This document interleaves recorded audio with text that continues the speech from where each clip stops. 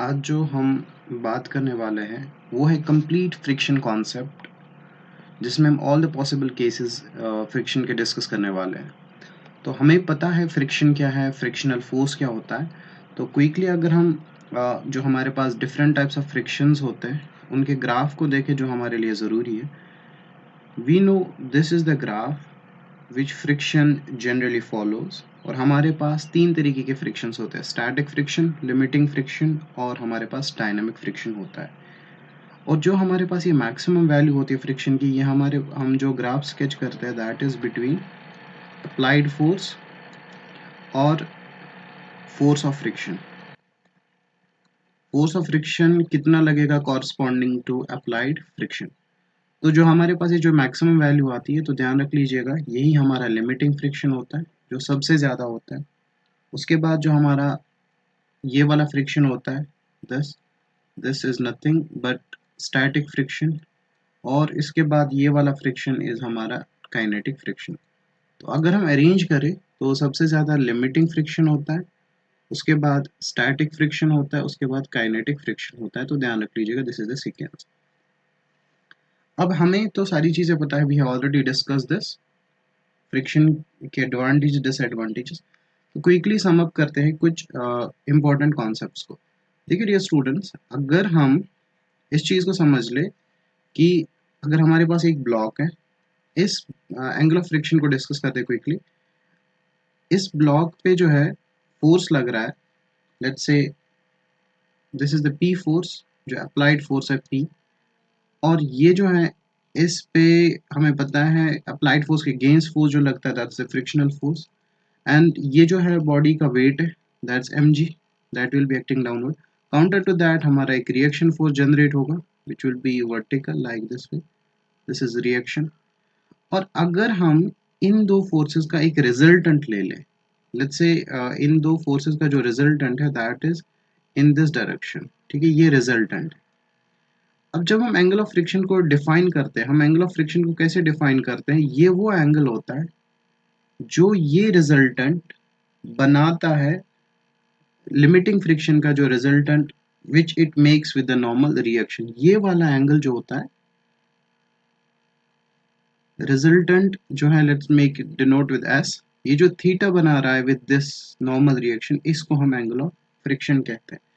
तो अगर हम इस ट्राइंगल को फाइनली यहाँ पे लिख ले तो we can write tan of theta will be equal to simply F this, इसको लिमिटिंग फ्रिक्शन अगर लिखे तो ओवर आर, ठीक है। tan थीटा हमें पता है परपेंडिकुलर और बेस होता है, और ये हमारा परपेंडिकुलर हो जाएगा, लेट्स से ये भी हमारा एफ ही है।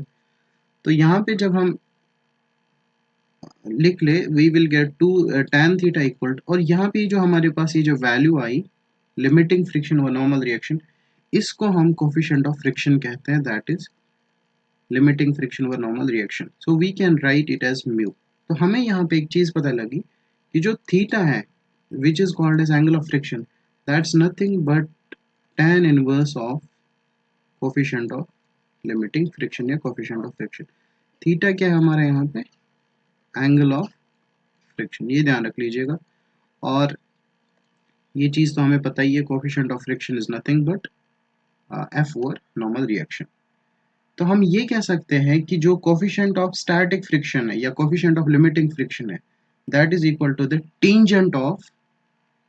तो अगर हम इस इक्वेशन को लिख ले तो can we define from this that coefficient of friction is equal to tangent of angle of friction. So we can simply say that coefficient of friction is equal to tangent of angle of friction. ठीक है, ये I guess हमें समझ आ गया।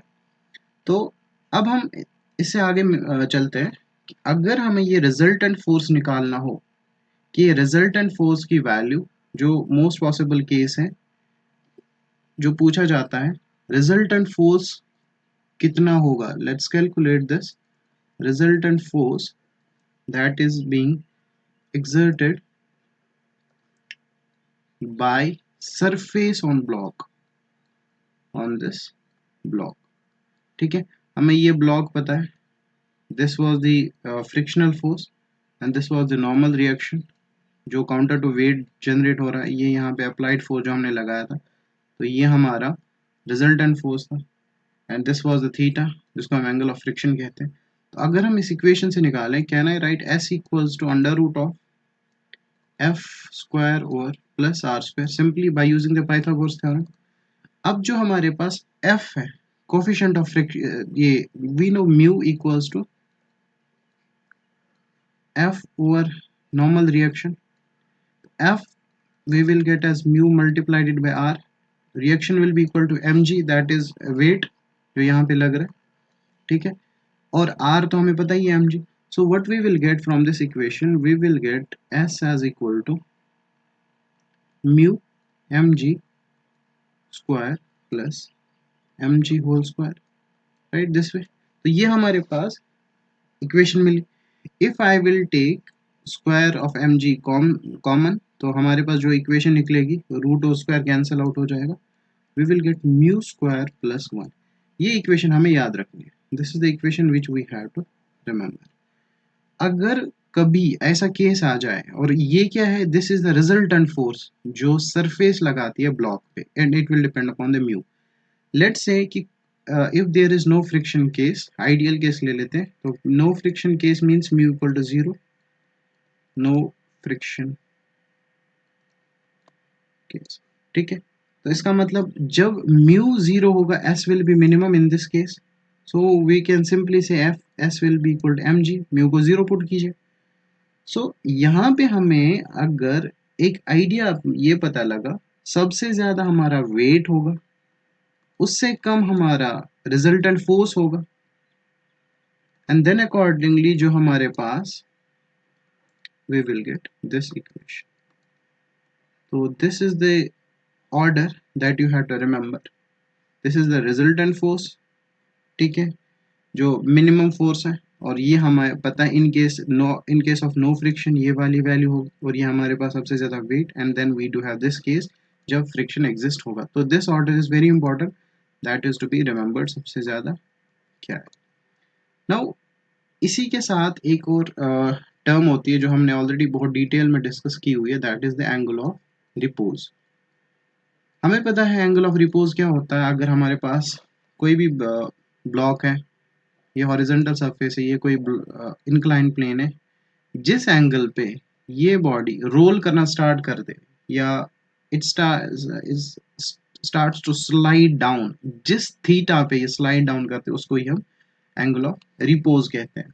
और हमने already ये class में डिस्कस किया हुआ, if this is the weight, let's draw it bit bigger. अगर हम इस चीज़ को हमने बहुत सारे केसेस इंक्लाइंड मोशन के केस में इस पे डिस्कस किए हुए। This is the weight, encounter to the weight हमें पता है यहाँ पे नॉर्मल रिएक्शन होगी जो इस सरफेस के परपेंडिकुलर होगी, और यहाँ पे अगर ये थीटा है तो ये भी थीटा होगा, ठीक है, और ये हमारा एम जी वेट है, तो ये हमारा एम जी कॉस थीटा होगा, और इस एम जी कॉस थीटा के परपेंडिकुलर इसका कंपोनेंट दूसरा जो होगा वो हमारा एम जी साइन थीटा होगा। तो जब हम इस चीज़ को डिफाइन करते हैं, तो अगर हम यहाँ पे इस एंगल ऑफ रिपोज को थीटा ले लेते हैं, so what we will get, we will say tan of theta will be equal to, हमें पता है that is equal to F over R. तो जब हम इस चीज़ को प्रूव करते हैं, we finally get this is the tan theta, और हमने ऑलरेडी प्रूव किया हुआ है tan theta is equal to mu S, so mu S equals to F over R, ठीक है। तो हमें यहाँ से ये पता लगा कि एफ और आर के बदले में म्यू एस लिख सकता हूँ, उसको tan अल्फा के बराबर पुट कीजिए, तो एंगल ऑफ रिपोज ही एंगल ऑफ फ्रिक्शन के बराबर होता है। Angle of repose is equal to angle of friction, जो ऑलरेडी हम प्रूव कर चुके हैं बाय रिजॉल्विंग इट, ठीक है। तो हम ये कह सकते हैं coefficient of limiting friction is equal to the tangent of the angle of repose. Now जो मोस्ट इंपॉर्टेंट पॉइंट है वो है कि हमें कैलकुलेट करना है कैलकुलेशन ऑफ रिक्वायर्ड फोर्सेस। हम 6 to 7 सिचुएशंस को डिस्कस करते हैं। रिक्वायर्ड फोर्सेस, देखिए बहुत सारे केसेस आ जाएंगे, इन ऑल द केसेस हम एक एजम्पशन ले लेते हैं, हमेशा हम W will be the weight of the body, weight of body, और हम theta will be the angle of friction, और mu equals to tan theta, वो हमें पता ही है, that is nothing but equal to coefficient of friction.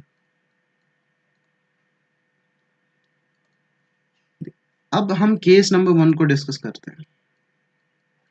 अगर हमें ये निकालना हो, सपोज हमारे पास कोई ब्लॉक है and this is the block, और इस ब्लॉक पे जो है हमने कोई हॉरिजॉन्टल कोई इंक्लाइंड फोर्स लगा लिया, and this force is making an angle, let's say alpha, with this horizontal, ठीक है। और हमें क्या निकालना है, this is making an angle alpha, this is the P, this is the angle alpha making with the horizontal.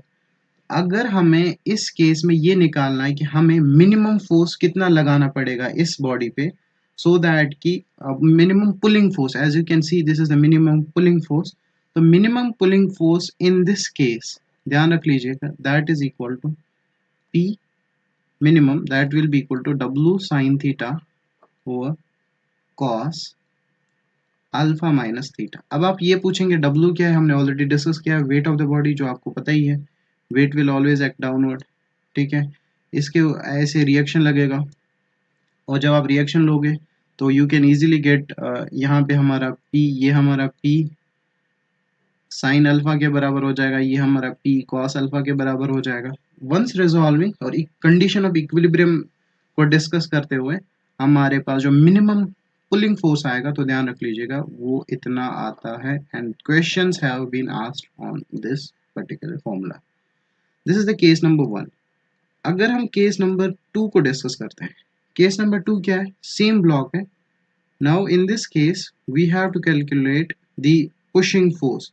Suppose on this block एक force लग रहा है, दैट्स पी फोर्स, और सेम कंडीशन है, ये force it's making some angle with the horizontal, ठीक है। और इस केस में हम इसको डिस्कस करते हैं, ये is the P is the pushing force, ये आपको पता होगा, ये पुल है, ये पुश है, तो let's say this is the alpha. और अगर हमें ये निकालना हो कि minimum pushing force, pushing force, यहाँ पे क्या था, मिनिमम पुलिंग फोर्स, ठीक है, जो मिनिमम पुल फोर्स है जो इस बॉडी को स्लाइड करा दे, दैट इज दिस वन।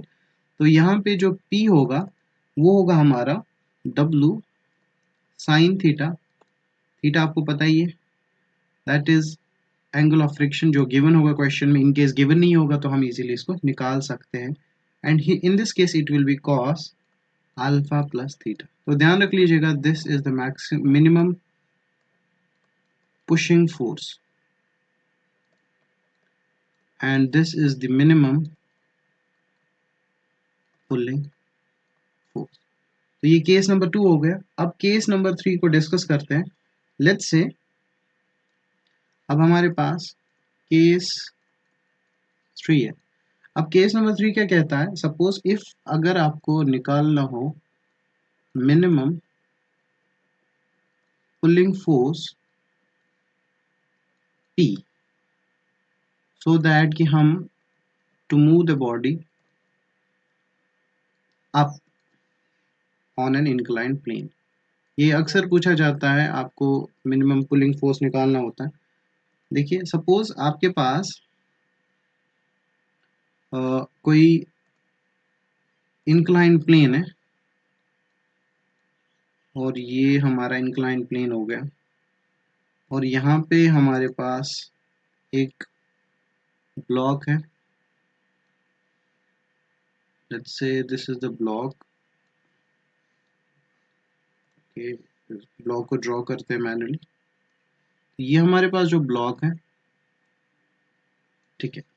अब हमें क्या करना है कि हम कितना मिनिमम फोर्स लगाएं सो दैट कि ये ब्लॉक जो है अप स्लाइड हो जाए।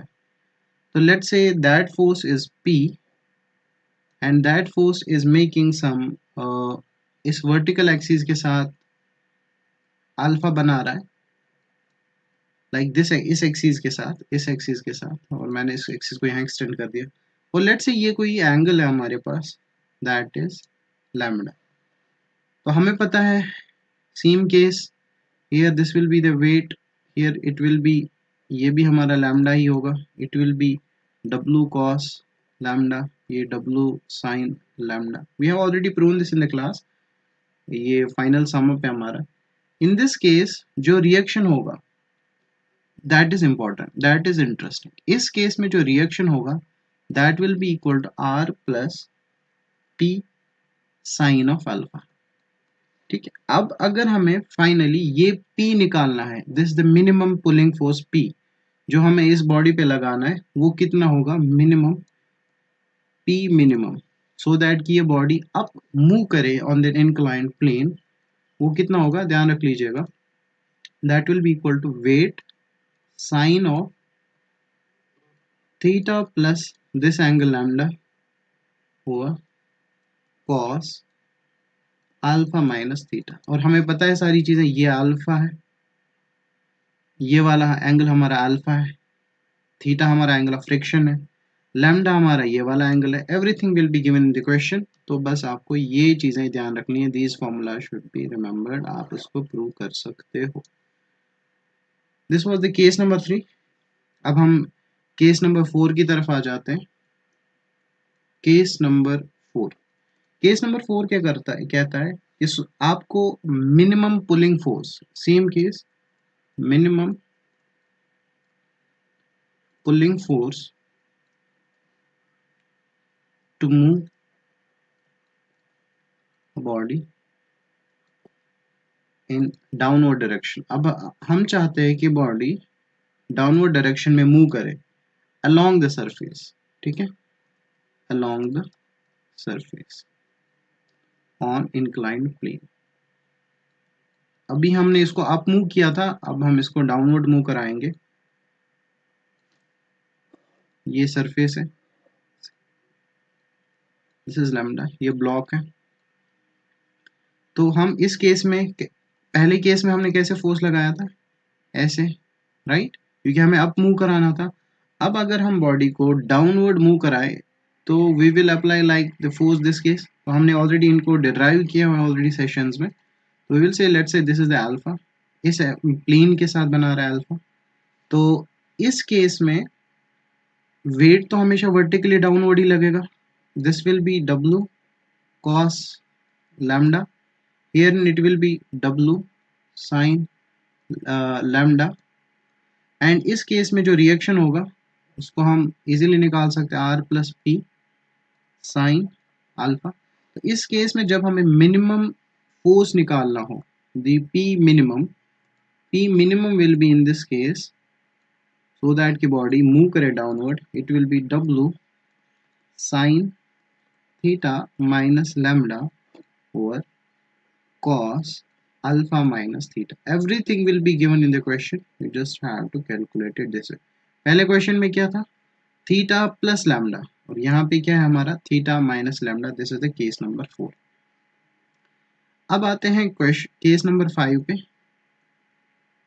केस 5, केस 5 क्या कहता है, सपोज इफ हमें मिनिमम फोर्स निकालना हो, so in order to avoid, question में स्पेसिफिकली मेंशन होता है टू अवॉइड स्लाइडिंग, ठीक है, ऑफ ए बॉडी डाउन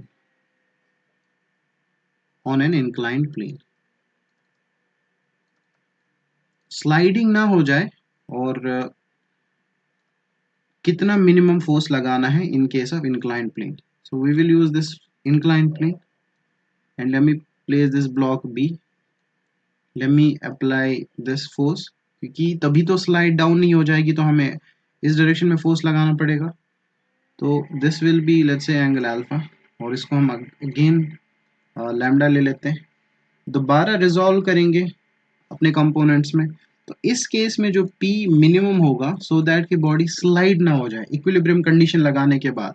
हम यहाँ पे अगर इक्विलिब्रियम कंडीशन लगाएंगे, that is simply equal to r plus P sine alpha equals to w cos lambda, ठीक है। जब हम इसको प्रूव करते हैं, so what we get the final result, w sine lambda minus theta over cos theta plus alpha.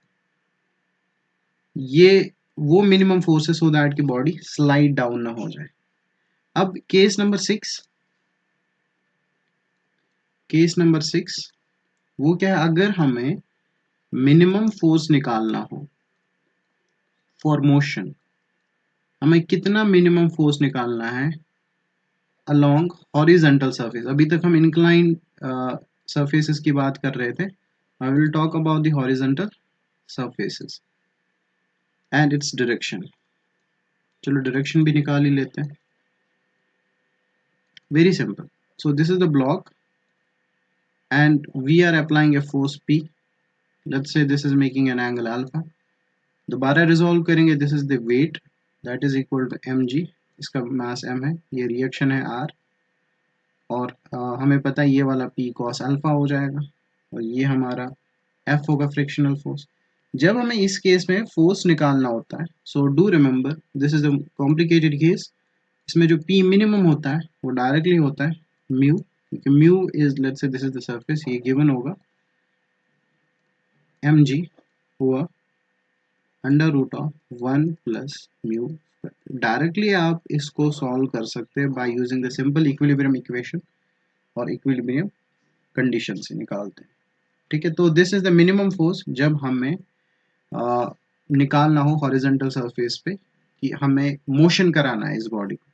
So these were the 6 important cases in friction from where most of the times questions are being asked. Make sure आप इन questions को, इन formulas को याद रखें। Next video हम discuss करेंगे जब दो blocks in contact में होंगे, एक ब्लॉक दूसरे ब्लॉक के ऊपर रेस्ट होगा, और एक्सेलरेशन ऑफ ब्लॉक्स को नेक्स्ट वीडियो में हम डिस्कस करेंगे। Thank you.